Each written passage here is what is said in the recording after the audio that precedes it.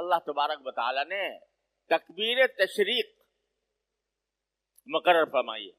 اللہ اکبر لا الہ الا اللہ واللہ اکبر وللہ الحمد. یہ تکبیر تشریق 9 ذوالحجہ سے فجر سے شروع ہوتی ہے اور 13 تاریخ کی عصر تک جاری رہتی ہے.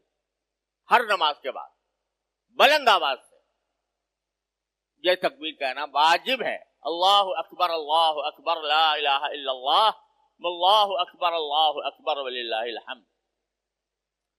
لیکن یہ بھی انہی دنوں کے ساتھ مخصوص ہے. 9 تاریخ سے شروع ہوگی، 13 تاریخ کی اثر پہ ختم ہو جائے گی. آج پڑھ لو، یعنی نمازوں کے بعد بلند آواز سے آج پڑھو تو وہ کوئی اس درجے کا ثواب اس میں نہیں ہے جو 9 تاریخ سے شروع ہونے والی تکبیر کا ہے.